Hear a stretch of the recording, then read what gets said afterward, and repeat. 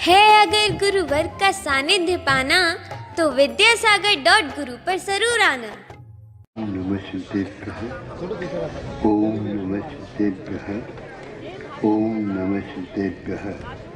अहिंसा परमो धर्म की, आचार्य गुरुवर श्री कुंद कुंद भगवान की, आचार्य गुरुवर श्री ज्ञान सागर मुनि महाराज की, आचार्य गुरुवर श्री विद्यासागर जी महामुनि राज की।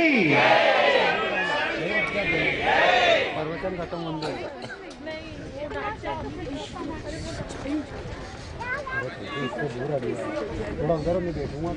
आप लोग बीज बोते हैं,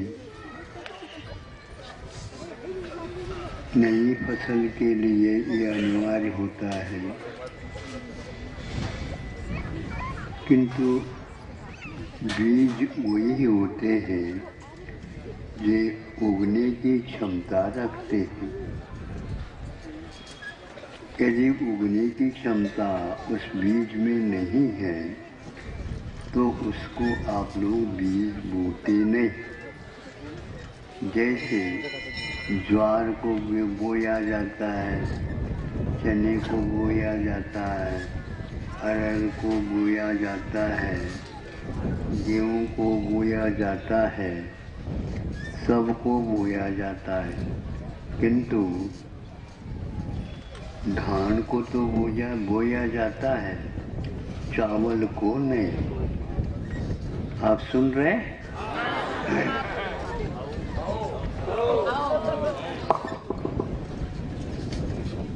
चावल को क्यों नहीं बोया जाता, धान को क्यों बोया जाता है? तो इससे स्पष्ट है, चावल के द्वारा भात तो बन जाए, लेकिन चावल के द्वारा फसल खड़ी नहीं हो सकती। उसके कवच ऊपर से निकल गए और उस कवच में योनिभूत सचित्तता विद्यमान रहती है। योनिभूत सचित्त का अर्थ यह होता है, जो उगने की क्षमता वाला बीजत्व उस छिलके में रहता है, उसके कारण ही, जैसे आप लोग धनिया देखा हो, धनिया को भी दो दल करके किसान लोग बोते हैं। एक के क्यों नहीं बोते? तो उत्तर दिया गया है, एक बीज में तो एक ही होगा, लेकिन यदि दल करके करते हैं तो दोनों दलों में बीजत्व की क्षमता है। इसलिए वो किसान दो बना लेता, धनिया को भी करता है। अनाज में ऐसा नहीं होता है, नहीं तो आप लोग कंजूसी कर ही दे लेते। ऐसा नहीं होता। अच्छा, दूसरा, यदि मूंगफली को कर ले, वो भी दल आ जाता, तो उसका बीजत्व की क्षमता ही समाप्त हो जाती। सुन रहे हो? खाने पीने की बात तो आप करते हो, लेकिन किसके पास कितनी क्षमता है, कब तक की क्षमता है, इसको भी याद करो। तो जब हम छोटे थे उस समय क्या करते, तो वो उसकी गुल्ली निकालते, जिसको मूंगफली बोलते, किंतु वो उसमें से वो फलक ना हो। जो व्यक्ति फलक कर दे तो वह हम नहीं लेंगे। हाँ, तो इस प्रकार नियम बनाया जाता था। तो बहुत सावधानी के साथ हम उसको मूंगफली से मुंह बना लेते थे।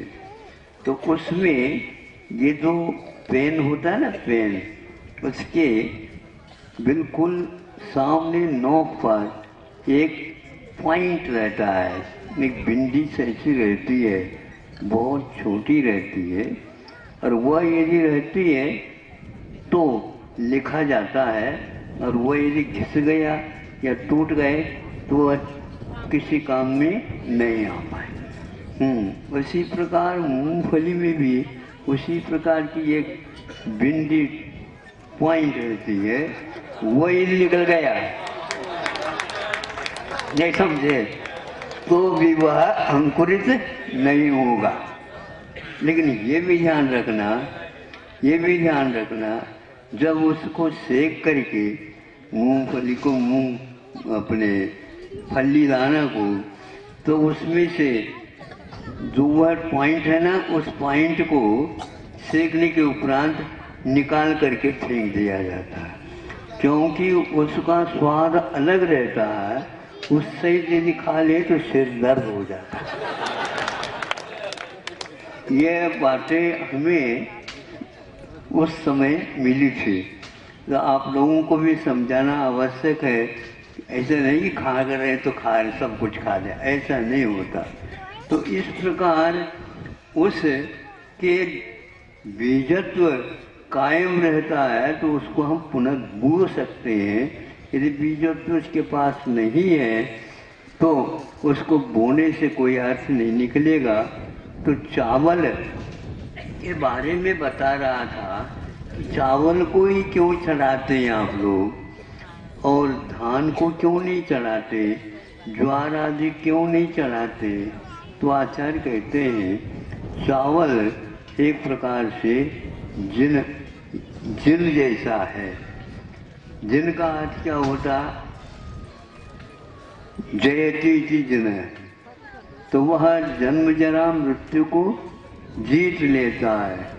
चावल भी इसी प्रकार अब जन्म नहीं लेगा। धान में रहेगा तो जन्म लेगा, किंतु वह धान नहीं रहा, चावल रहा, तो वह चावल एक प्रकार से बोने योग्य नहीं है। इसको सचित नहीं बोलते, किंतु यह योनिभूत सचित नहीं है। जन्म लेने की क्षमता इसके पास विद्यमान नहीं है। जब तक वह रहती है तब तक उसको हम ले नहीं सकते, इसलिए सेक करके लेते हैं। चना लेना तो साबुत नहीं ले सकते, चना को सेको या उसको उबालो तब वह होगा। कहीं कहीं पर उबालते बीज, कहीं कहीं पर घोड़ों के लिए जैसा दिया जाता है ना चना, हाँ, तो उसको पानी से धो करके रखते हैं तो वो लेते हैं। लेकिन उसका पानी से धोने के उपरांत जीवत्व समाप्त हो जाता है। इस प्रकार जैनाचार्यों ने उन धानों में भी, उन बीजों में भी जीवत्व स्वीकार करते हैं। तो शाकाहार की सूक्ष्मता कितनी है आप समझ सकते हो। इसलिए आप लोगों को पहले चावल ही बच्चों को देते हैं और आप स्वयं भी मुट्ठी लेकर के चले जाते हैं, पुंज चढ़ाते हैं। तो उसमें यह गुणधर्म रहता, इसको बोलते हैं अज। अज का अर्थ होता है तो जन्म लेने की क्षमता नहीं रहता। जन्म ये थी जह, अज जो है न जन्म ये थी अज है, तो उसको हम अज बोलते हैं। तो इसी के माध्यम से विधान आदि भी करते हैं। अजेर या स्तभ्यम या आर्य समाज में भी सूत्र आता है। अजय मैंने जो जन्म लेने के योग्य नहीं है उसी का होम इत्यादि, हवन इत्यादि या विधान आदि करते हैं, ऐसा इसका अर्थ होता है। तो इसलिए ये शाकाहारी होने के उपरांत भी जो जन्म नहीं लेने वाला उसी को हम विधान के काम में लाते हैं। इतना सूक्ष्म जैन दर्शन है।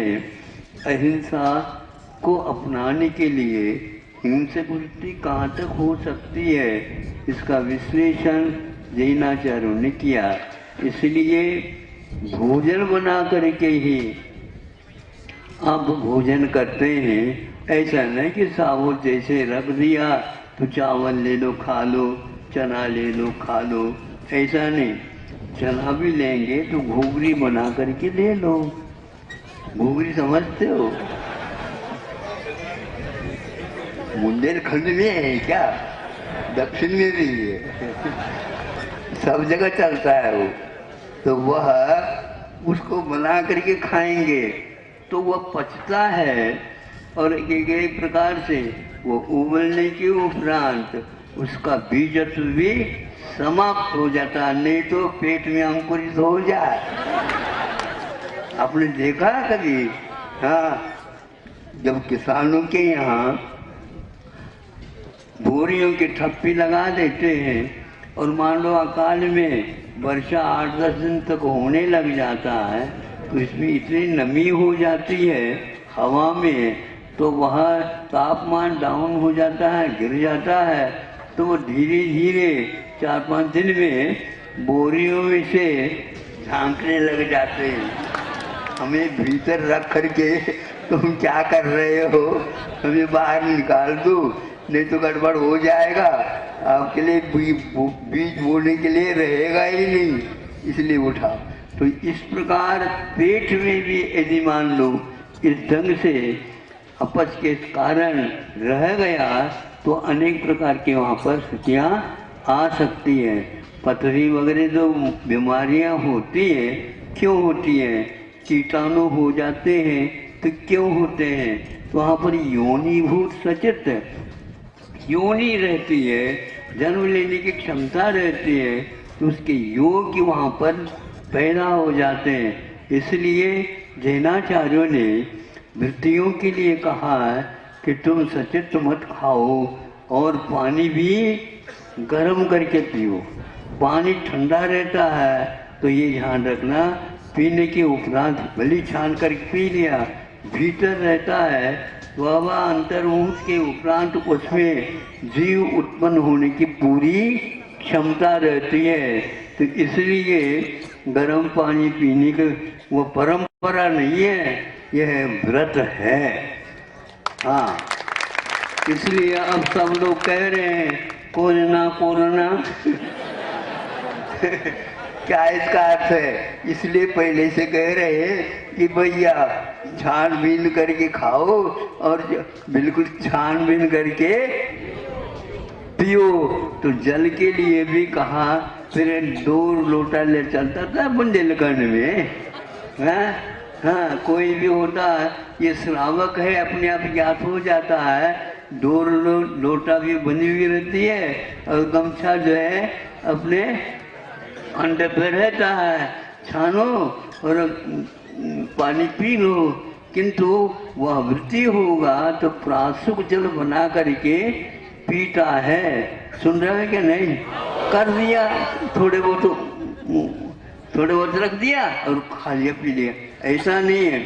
उबालना चाहिए, जब तक नीचे से ऊपर नहीं आएगा, ऊपर का नीचे नहीं जाएगा, तब तक उसको 24 घंटे के लिए वह पीने योग्य नहीं रहता है। इसलिए 24 घंटे तक वह पीने योग्य पी सकते हैं, जीवों की उत्पत्ति नहीं होती है। इसलिए ऐसा नहीं कि छान लेने से मात्र से आप उस जीवों से बच सको।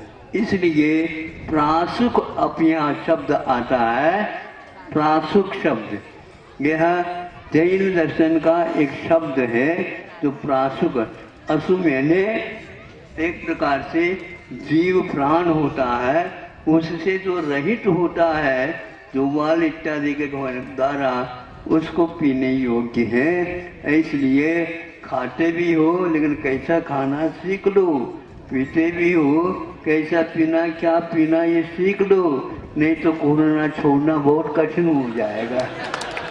हाँ, ये कोरा जो है ना, व्याख्यान नहीं है, इसको आप समझो, ये तो इसको मंतव्य है और जानने योग्य है और इसका अनुकरणीय है।